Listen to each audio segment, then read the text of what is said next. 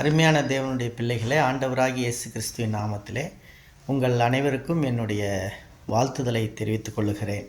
இந்த நாளிலும் கூட நாம் செய்திக்காக எடுத்துக்கொள்ளப்பட்ட வேத பகுதி மத்தேயு 4ஆம் அதிகாரத்தை நாம் திருப்பி வைத்துக்கொள்வோம்.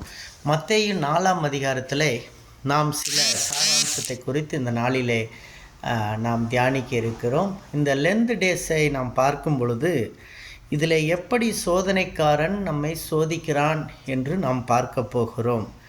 இந்த சோதனைக்காரன் என்ற பெயரும் பிசாசு என்ற பெயரும் சாத்தான் என்ற பெயரும் இந்த 1ஆம் வசனத்திலிருந்து 11 வசனங்களில் இந்த இன்ஸ்டன்ட் முழுவதும் சொல்லப்பட்டிருக்கிறது. நாம் எடுக்கக்கூடிய இந்த தபசுக்கால பிரார்த்தனைகள், தபசுக்கால ஃபாஸ்டிங் டேஸ்னுடைய வசனங்கள் 11 வசனங்கள் அடங்கியிருக்கிறது. இந்த 11 வசனங்களிலே சாத்தான், சோதனைக்காரன், பிசாசு என்ற 3 பதங்கள் அவனுக்கான பெயர்கள் கொடுக்கப்பட்டிருக்கிறது. அடுத்ததாக 1ஆவது வசனத்திலே பார்த்தால் பிசாசு சோதிக்கிறதற்காக யாரை சோதிக்க? இயேசுவை சோதிக்க ஆவியானவராலே கொண்டு போகப்பட்டார். இயேசு ஆவியானவராலே கொண்டு போகப்படுகிறார். சாத்தான் கொண்டு போகவில்லை, ஆவியானவராலே கொண்டு போகப்பட்டு அங்கே சாத்தான் சோதிக்கிறதை பார்க்கிறோம். சில நேரங்களில் கர்த்தர் நம்மை அனுப்பும் பொழுது அந்த இடங்களிலிருந்து சாத்தான் நம்மை சோதிப்பான். அப்படிப்பட்ட சோதனை நம்முடைய குடும்பத்தில் யார் மூலமானாலும் வரலாம். நம்முடைய குடும்ப உறுப்பினர் மூலமாய் வரலாம், நமது அக்கம் பக்கத்தில் இருக்கிறவர்கள் மூலமாய் வரலாம், அல்லது நாம் வேலை செய்கின்ற இடத்திலே நமக்கு பக்கத்தில் இருக்கிறவர்கள் மூலமாக கூட இந்த சோதனைக்காரன் வரலாம். இந்த சோதனைக்காரன் வருகிறதை நாம் பார்க்கும் பொழுது அதிலே 3 விதமான இச்சைகள் உள்ளே இருந்ததை நாம் பார்க்கிறோம். அதிலே இயேசுவை சோதித்த 3 இச்சைகள்: ஒன்று கண்களின் இச்சை, மாம்ச இச்சை, ஜீவனத்தின் பெருமை. இன்னும் வரிசைப்படுத்தி நாம் பார்த்தோம் என்று சொன்னால் மாம்ச இச்சை, ஜீவனத்தின் பெருமை, கண்களின் இச்சை. இந்த 3 இச்சைகள் உலகத்திலே பாவத்தை பிறப்பிக்கிறது. இந்த 3 இச்சைகள் தான் பாவத்தை பிறப்பிக்கக்கூடிய இச்சைகள். இந்த இச்சைகள் இயேசுவை சோதனைக்கு எடுத்துக்கொண்ட பொழுது சாத்தான் இந்த 3 ஆயுதங்களை அவன் இயேசுவுக்கு நேராக பயன்படுத்தினான். அவன் பயன்படுத்திய பொழுது மத்தேயு 4ஆம் அதிகாரம் 2வது வசனத்திலே அவருக்கு 40 நாள் அப்பம் புசியாமல் தண்ணீர் குடியாமல் இரவும் பகலும் வனாந்திரத்திலே அவர் உபவாசம் செய்த பொழுது அவருக்கு பசி உண்டாயிற்று. அவருக்கு பயங்கரமான பசி வருகிறது. அந்த பசியிலே நாம் பார்த்தோம் என்று சொன்னால் சோதனைக்காரன் வருகிறான். பசியோடு அவர் எழுந்திரித்து ஃபாஸ்டிங் இருக்கும்போது சோதனைக்காரன் வரவில்லை, ஆனால் ஃபாஸ்டிங்கை முடித்த உடனே சோதனைக்காரன் வருகிறான். ஃபாஸ்டிங் இருக்கும்போது வரவில்லை, ஃபாஸ்டிங் முடித்த உடனே சோதனைக்காரன் வருகிறான். முதலில் அவன் எந்த இச்சையில் பேசுகிறான் என்று சொன்னால் மாம்ச இச்சையில் பேசுகிறான். நீ தேவனுடைய குமாரனே ஆனால் இந்த கல்லுகள் அப்பமாக்கி, இந்த கல்களை அப்பமாக்க சொல்லும் என்று சொல்லுகிறான். அப்பமாக்கி சாப்பிட சொல்லவில்லை, அப்பமாக சொல்லுங்க. கல்லை ஏன் அவன் அப்பமாக்க சொல்கிறான்? நான் இதை உங்ககிட்ட ஒரு கேள்வியை கேட்டு அடுத்ததில் கடந்து போகிறேன். ஏன் கல்களை அப்பமாக்க சொல்லுகிறான்? இது முதல் காரியம். அடுத்ததாக மத்தேயு 4:3 பார்க்கிறோம். இயேசு அவன் சொன்ன வார்த்தைகளுக்கு எதிர்வினை ஆற்றுகிறார். அந்த முதல் சோதனை இந்த மாம்ச இச்சை, அந்த சோதனையை இயேசு எப்படி ஜெயிக்கிறார் பாருங்கள்.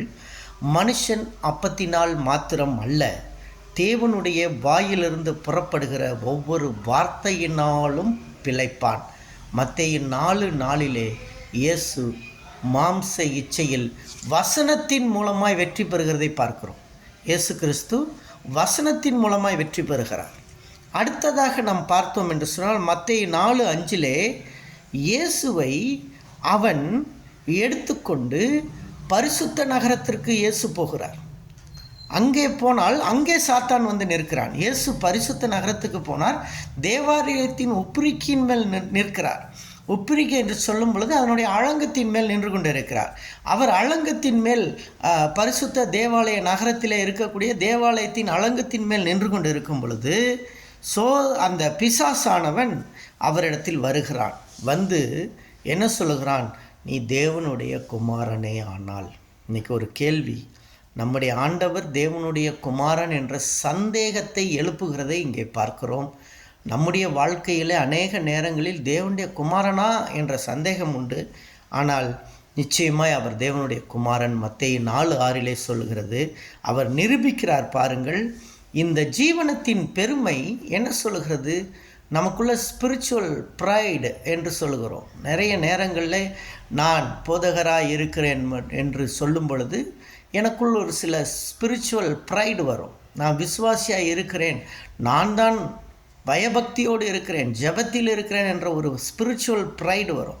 இதை தேவன் வெறுக்கிறத நம்ம பார்க்கிறோம். விசேஷமாக மத்தேயு 4:6 அவன் சொல்லுகிறதை பார்க்கிறோம். தம்முடைய தூதர்கள் உம்மை குறித்து கட்டளையிடுவாராக, உம்முடைய பாதம் கல்லில் இடாதபடிக்கு அவர்கள் உன்னை தங்கள் கைகளில் ஏந்தி கொண்டு போவார்கள். 2 முறை இந்த 11 வசனத்துக்குள் 2 முறை கல்களிலே சோதித்து பார்க்கிறான். அருமையான தேவனுடைய பிள்ளைகளே, இதை நீங்கள் கவனிக்க வேண்டிய விஷயம். கல்லை வைத்து ஏன் அவன் கர்த்தரை சோதிக்கிறான்? கல்லிலிருந்து அப்பமாக்க சொல்லுகிறான்.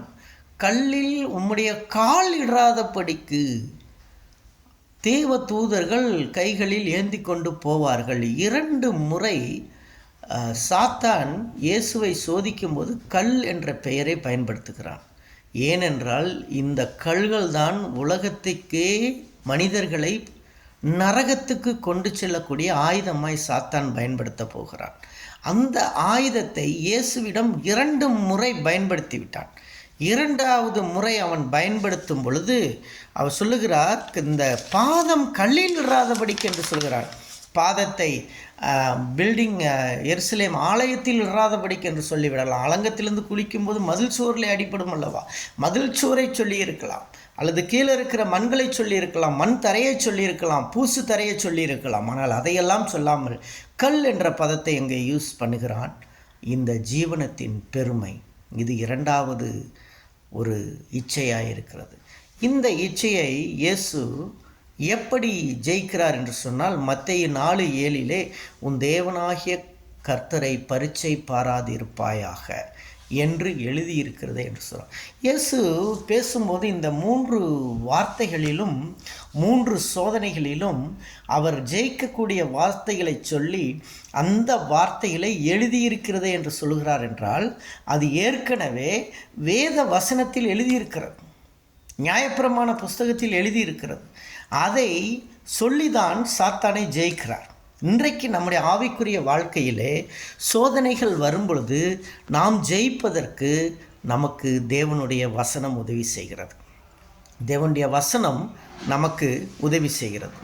பிறகு கடைசியாக பாருங்கள், மத்தேயு 4:8 மிகவும் உயர்ந்த மலை, உலகத்தின் சகல ராஜ்யங்களையும் மகிமையையும் காண்பித்தான். இப்போ மிகவும் உயர்ந்த மலை என்று சொல்லும் பொழுது, உலகத்தின் சகல ராஜ்யங்களையும் மகிமையும் காண்பித்தான் என்று சொல்லும் பொழுது எதை குறிப்பிட முடியும்? நம்முடைய இந்திய தேசத்தில் இருக்கிற எவரெஸ்ட் சிகரம், இமயமலை தான் உயர்ந்த மலையாக உலகத்திலே கருதப்படுகிறது. ஒருவேளை இமய மலையிலே ஆவியானவர் கொண்டு வந்த பொழுது அந்த இமய மலையிலிருந்து சாத்தான் தன்னுடைய ராஜ்யங்களை காட்டுகிறான். நம்முடைய இந்தியாவை காட்டியிருக்கிறான், முக்கியமாய் இந்திய ராஜ்யங்களை காட்டியிருக்கிறான். இந்த கல்களுக்கு சொந்தமான ராஜ்யங்களை காட்டுகிறான். 2 முறை கல்களை பேசிவிட்டு 3வது முறை கல்களை அடக்கி கல்களில் இருக்கும் ராஜ்யங்கள், கல்கள் மூலமாய் நான் நரகத்திற்கு நிறைய பேரை கொண்டு செல்வேன் என்ற ராஜ்யத்தை காட்டுகிறான். அந்த ராஜ்யத்தை காட்டி, அவைகளை காட்டி உலகத்தின் சகல மகிமையான ராஜ்யங்கள் என்று சொல்லும் பொழுது இந்தியா மட்டுமல்ல, உலகத்தில் உள்ள அதிக நாடுகள், சைனா, அந்த பக்கம் ரஷ்யா, அந்த பக்கம் அமெரிக்கா, இந்த பக்கம் பிரான்ஸ், ஜெர்மனி, இட்டாலி, இது போன்ற எல்லா நாடுகளையும் காண்பித்து அவன் ஒரு வார்த்தை சொல்கிறான், சாஷ்டாங்கமாய் விழுந்து பணிந்து கொண்டால் இவைகளை உனக்கு தருவேன். சாஷ்டாங்கமாய் விழுந்து பணிந்து கொண்டாள், இவைகளை உனக்கு தருவேன் என்ற